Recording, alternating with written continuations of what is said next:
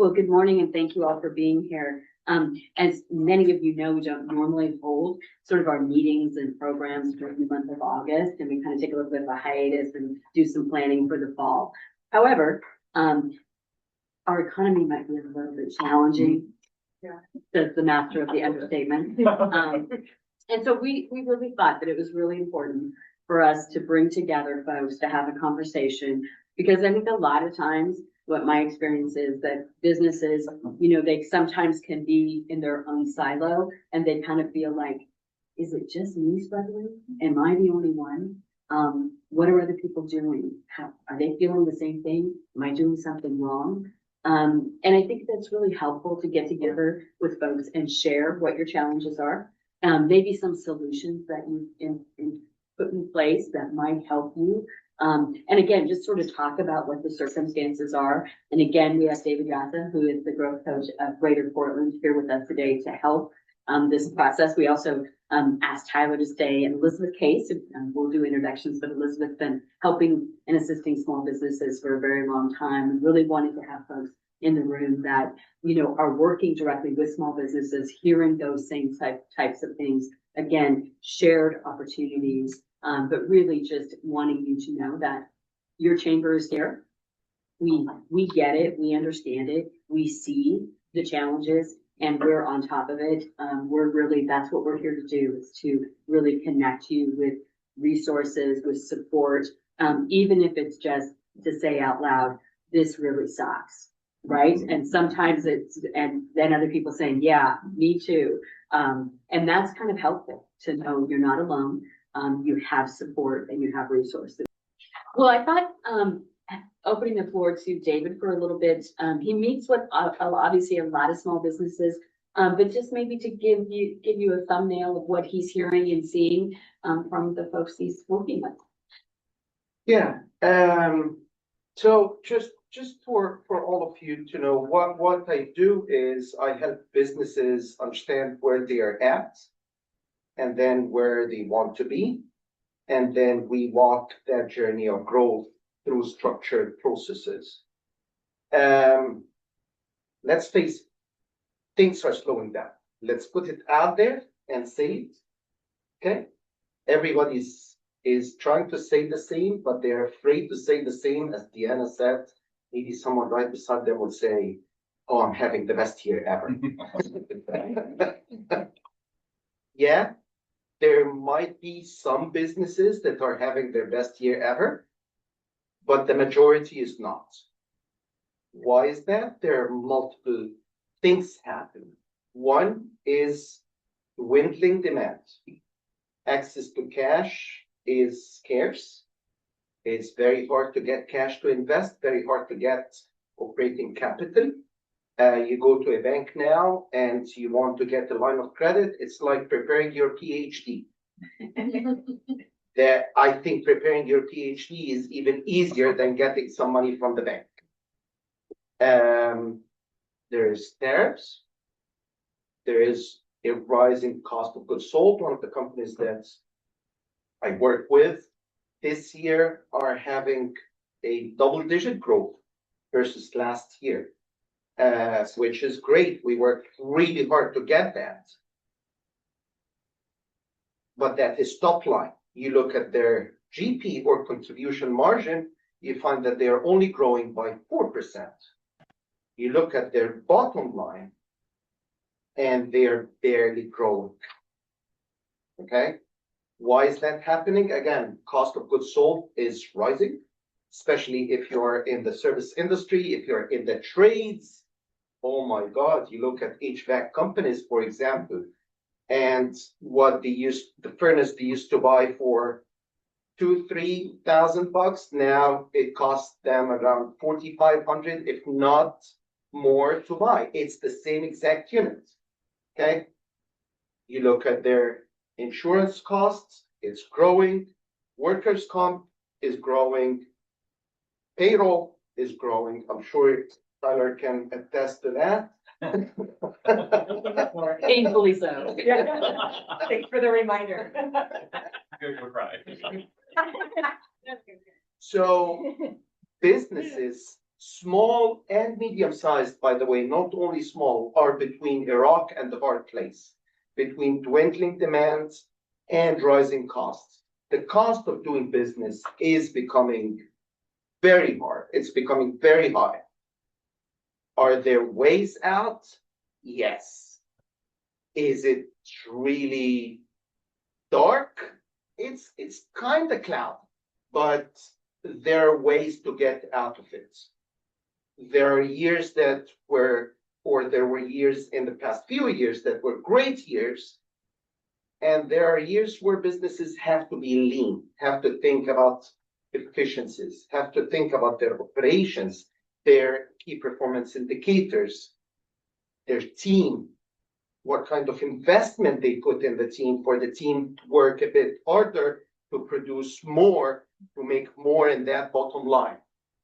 So, yeah, the pie is shrinking. It's true. Let's put it out on the table and let's agree on it. Businesses need to run faster to make more, to put more effort to make more money in the bottom line. And one of the main areas that we could collaborate is resources of labor and marketing and social media. If the chamber could accept at least be the liaison or a link between all these businesses, create a pool of resources. We have a lot of part-times, you guys have a lot of part-times. You can make them full-time by sending them to different locations. People look for jobs of the same similar skill set. Chamber could do that for all of our businesses. Create a pool of resources and go to and say, hey, we have 20 hours this week. Who is willing to work? It's called ETAS, right? That's one area which would save a lot of money, wasting a lot of interviews, times to find the resources. That's one. Number two is social media. I spend good $2,500 a month paying somebody to do social media, work on them. And for what I'm getting, it's not worth it. But if you could get that social media group of people to promote specifically for different businesses and highlight things, not just one area, not just a city, but as far as we could go. I mean, it's huge power there that we should believe. So I would like to put that on the table and see if that's something chamber is open to listen to. Certainly, I mean, I think that's why we're here, is to really get ideas of ways not only we can help collectively, collaboratively, other things that we can do to help amplify. I think the first thing is that, David kind of doing the, we're not alone, you're not alone. And I think that to me is really helpful in letting you know that everyone is facing these same challenges. And again, I think working collectively to have, ideas, and then also share what is working, right? Have you found it? What particular thing is working that others might be able to look at and maybe adopt, themselves. So I think that's really kind of why we're here.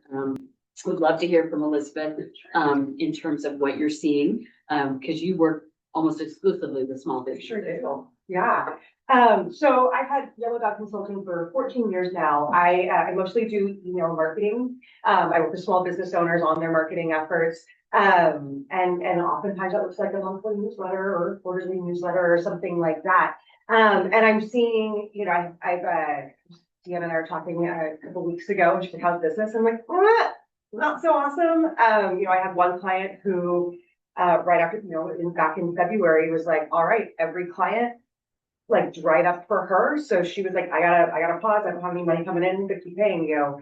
I'm sorry, what kind of business was it? She does, like TED Talk coaching. So she works with a lot of executives. So she lives in San Jose and works in Silicon Valley. So everybody in Silicon Valley kind of panicked and stopped, while they were figuring out what was going to happen. And so she's been kind of chugging along on her own, and we keep in touch, but it's been really hard for her when the companies that had all this money and were doing all these things, all of a sudden, like the hose just stopped. I had another client, and I was telling Deanna, I lost a couple clients this summer, and one I fired because it was a pain in the ass, and one, yeah, one fun thing, owning your own business, you get to do that. And one client ended up taking a job with one of her clients full time, so it was like, I don't need to be doing my own marketing because I'm going to go work for this company and do things there. And so it's like, it just got real quiet this summer. And that's what I'm seeing, and that's what I'm hearing is everybody's kind of like, for me, usually when one client closes, another one opens up, and it's, just 14 years of being in business and doing things consistently in my business that's always worked for me. So I always tell my husband when he's kind of like, oh, you lost another client, and I married a CPA, so that's on me. But like, he's always like, and I'm like, it'll show up. It always shows up. Somebody always shows up. In the summer, it's like, Yeah. where are they? And it's just really quiet. And so, I was talking with my business coach a couple of weeks ago, and it's, looking at, all right, who have I talked with? Is there a low barrier offering that I can have that I can go back to some past clients I've done good projects with and do some one-off things with them, and doing some of those, just kind of those old school traditional marketing tactics of doing your follow-up and checking in with people, making sure that I'm staying consistent with a newsletter. I was talking to a friend of mine a couple of weeks ago about a business in town, and it was like, I always forget to go there because they're just like, they're not on the beat, they're just a little bit off the beaten path, and I never hear from them. And it's like, if they just had a monthly or even quarterly newsletter reminding us of like seasonal offerings and things that are going on, it would remind me to schedule to go in and support their business, but I don't hear from them. And so, we saw this at the beginning of the pandemic where, I was telling Dan, I talked about this, that I felt bad a lot of the time when we were doing small business solution stuff, because pandemic went very well for me. Many people couldn't be out in person. And so email marketing became a really helpful tool for folks. And we're not seeing that this time, that it feels different and weirder than the pandemic did. And so, so it's really those, all right, what are the consistent things you can do? So it's going back to those things that worked in the beginning. It's making sure you're building your list, you're talking to your customers, you're reaching out to them on a regular basis, you're being consistent with your social media. He touched on three very important points. One is that it's okay to say no to clients. Sometimes you need to fire clients if they're costing you money, if they're a pain in the butt. Yeah. Please fire them. Yeah. It's okay to fire clients. Yeah, I just talked to a friend yesterday who's a web developer in Seattle, and he was like, got my biggest client, fired him a month later. They're like, you don't get to talk to me like that. You don't get to talk to my staff like that. Either that, or some clients will cost you money. You will find that what you get from them minus all the costs you put in is getting you in the negative, in the red. Yeah. Those people need to be out of the door. Yeah. Okay, we talked about efficiencies in the beginning of the meeting, so this is part of being efficient. Exactly. Number two, you also said something about lowering the barriers of entry. Mm-hmm. That was make business, or this is the time where business or where doing business with you should be fun and easy. Yeah. Please lower the barriers to entry. How do I get to the point that I can actually get to that gatekeeper that says, yeah, I like to try some of this sample? That's a good question. Do you have an answer? It's not an easy answer, though.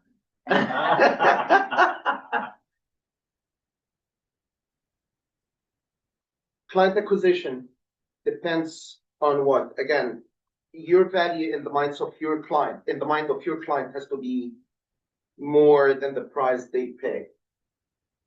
And the hurdles to get that value has to be less. So you have to overcome multiple things.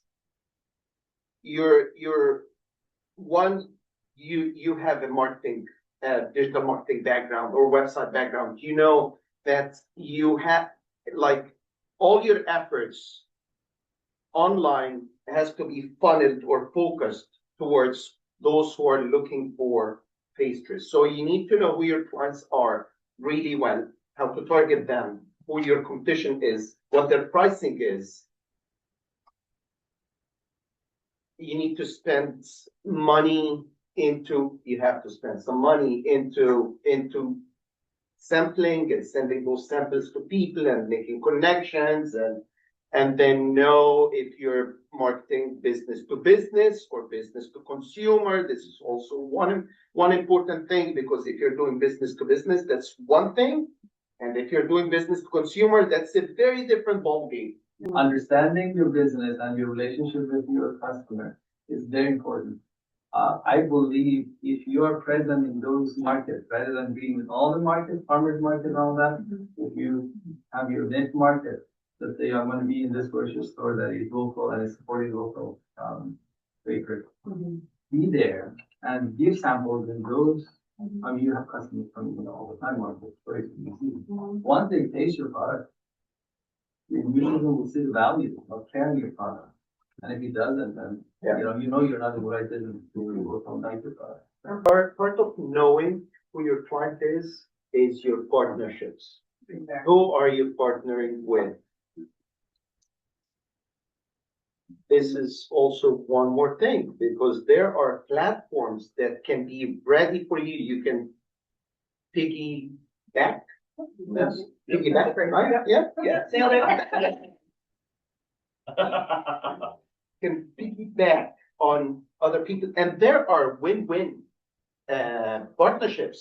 Partnerships don't have to be win-lose. Win-lose, you can have a win-win partnership with somebody like Frush, for example, or Trader Joe's, if they accept that you have a small booth, or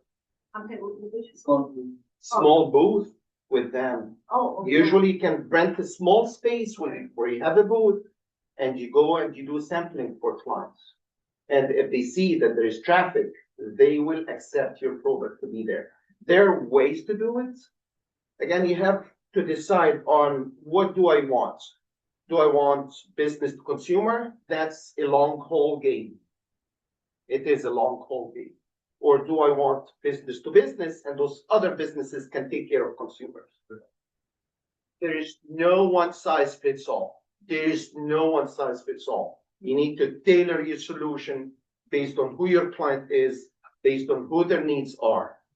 One of the things that I was talking with my coach a couple of weeks ago about, just kind of like, what the heck, and we were like going back to the basics, and it was like, who are those referral partners for you? And so I did to relate to all the businesses in the room. It's like, who is doing similar things, complementary services, that it's time to reach back out to them and say, all right, what's working for you right now? How are things going in your business? And just like making sure people know you're alive and kicking. Like that's the biggest, like that's the hardest, biggest thing is like, oh, right, like I said earlier, there's that business that I never go to because I keep forgetting about them because they're never talking, they're not active with their social media. They don't have a newsletter. They're not on my routes. And so I just don't see them. And so like, thinking of those things of like, who needs to be reminded that you're still here and you're still in business and things are still working and you're still available to hire. So some of that is maybe it's, getting more active on social media. Maybe it's having a monthly newsletter, which will always be my answer. And maybe it's just reaching out to some of your colleagues and partners and being like, hey, how are things going?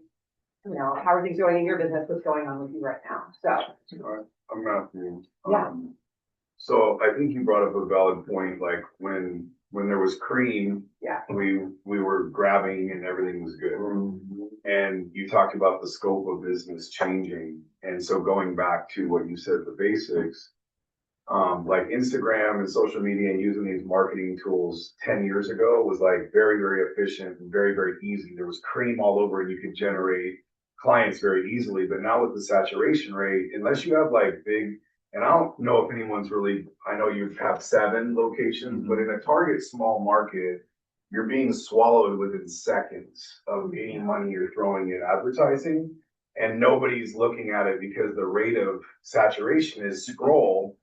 And once they see you twice in a week, they're already like, it may imprint them with the old guerrilla marketing where you have a sign, you have a business card, you have a handshake, you have a visual on an ad. But it's very fast paced. And so that personal touch that you talked about, even in marketing, I think that's the only success I've had growing in these times is going back to the street level and being with the people in our community. Because my scope is too far, and when my scope gets too far, my brain says I'm not doing well enough. And when I go back to the smaller vision, I feel more valued in my community. And so I just wanted to bring up, you had some very, very big points about, instead of trying to broaden our scope and throwing more money at a problem, what can we do within this scope Yeah. to bring community and unity together? And the other thing I want to say is that if you know who you are, there is no competition. So we can't look at competition. There is competition out there, but in a small community, you need to have your brand identified of what your lane is. Because if you're trying to be in every lane, it's scary. You cannot. It's I tried to do that, and that's where I felt my wife had to come in because I was heartbroken, because you want to be something that you don't know who you are yet. So I just wanted to bring that up. I wanna also piggyback off what Matt was saying too about like the street level use and you know, that's where I thrive is as a business owner and being from our community, you know, born and raised here in Hillsborough. And we have now 3 locations downtown Hillsborough, and that downtown, you know, we're slow right now, as we all know. And so I'm very intentional in saying, I call it, I'm making my round.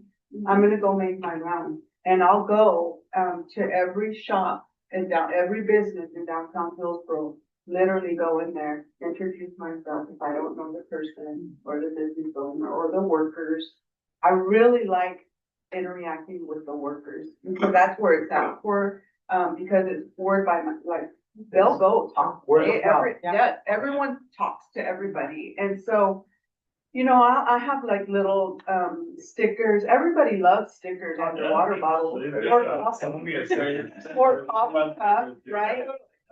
You know, those little gestures that I'll go and I'll say, you look like you're a sticker, you know, even though they don't. I just like celebrate. But you know, I'll go in there and I've built amazing relationships up with the community and every little. The chamber. Yeah, that's how we met the chamber. Otherwise, we wouldn't have been Very there. consistent. You guys support. Yeah, And that, like it's that, you can't try something once and say, no, that didn't work, like you have to be consistent. very consistent and you know, I've had business owners come in and just say hi. And, you know, come back and come and I always invite everyone, just come say hi if you're around, you know, the shop or whatever. We love to see you, you know, and just like really becoming very, building those relationships and becoming more personable as business owners, pouring into each other, checking in with each other, has been very valuable as a business owner. And because I can get really discouraged with the numbers that we're seeing today. So that's something. And it's very inspiring for me to be able to do that and fill my cup and say, okay, we're just gonna keep on pushing on. We're gonna get better. Well, it's interesting. We have a survey that's out on the street right now to our members. And I looked at the results before we came into this room because I wanted to be able to give some feedback to that. And it's so interesting. There's one area where it says, you know, how can the chamber, you know, help? And so I took all of those comments and stuck it in the word cloud. And what do you think the biggest word was that came out? Networking. Yeah. Right? Yeah. And it's really translated into that relationship building that, you know, those are the kind of customers that you can come to an event and you can see them, talk to them, relate to them, trust them, all of those things that when you're in sort of with the cream, right, you're just kind of pulling those relationships matter less, right? It's a volume game that you're playing because you got to strike while the iron's hot. But when the iron gets colder, these relationships are really what you have to depend on, right? And that's what we do really, really well, is bring people together. And we were talking this morning at our staff meeting around, you know, this networking idea and the thought that, you know, maybe what we should be doing instead of the art of effective networking is really talking to our members around how do you go to a networking event? You get a couple leads, and then what's the follow-up look like? What's that? How do you turn those leads into a customer, right? And maybe that's work that we can all do together that really empowers folks that, you know, I go to these networking events I get a lot of cards. I go back to my office and And they'll do nobody ever calls me. Yeah. Yeah. Why aren't they calling me? Right, yeah. And so, thinking about how we can amplify those networking events so that they actually, you're actually getting a return on that investment of your time. But for any of us, if they can sit down for coffee and talk about, who are you calling them, what are you running into? Kind of like this, on just a really practical level. And, is there opportunity for you calling the marketplace? Who's your point of contact? What's your entry conversation, right? When I'm in the retail stores that are in wholesale, I'm looking at the shelf toppers with the other wineries that add to the wine. And sometimes it's the buyer who adds their shelf topper. That a shelf topper is what tells what the wine is, tells the specialty of the wine. So you could certainly create a tasting note for your pastry that you can help your buyer know how to present your product. So Walk down the wine aisle the next time you're in the grocery the store. wine aisle, yeah, they just have you a little hanging, and this one got so many points, and this came from this valley, or this from ABA, and so you can certainly describe the product, this is a favorite, pastry for these kind of events, this pairs well with, just, because there's, baklava is traditional with this, the whole, being able to help people know what it is, what they might taste, tasting notes. Either things is not, that's people that are all, that have all these different terms. Being able to have a snippet that would make it easy for people to know what that is and be able to engage in as part of the conversation or exchange money. Yeah. So that's really what we want, is we want to be able to exchange a product of value for a product of value. Yeah, and just put in mind that it's not only about the product. It's everything. You're selling an experience. You're selling a solution. Yeah. Think about it this way. There were some amazing products in the market. Yeah. That died. We don't know anything about them right now because they are part of history. The product itself will not sell itself. The product is a feature. What sells is a solution. So you really need to know what your client needs are and then tailor a solution. You're selling experience. People want to know where they're putting their money at, why they should support you. And because there's so much saturation right now. So you need to sell yourself, basically. So storytelling marketing, you tell your story, the why behind what you're doing. Reviews. Yeah. Back to the web developer friend who just called me out of the blue yesterday. We hadn't talked in 6 months. And one of the things he said was, we're opening a Portland store. Or Portland office.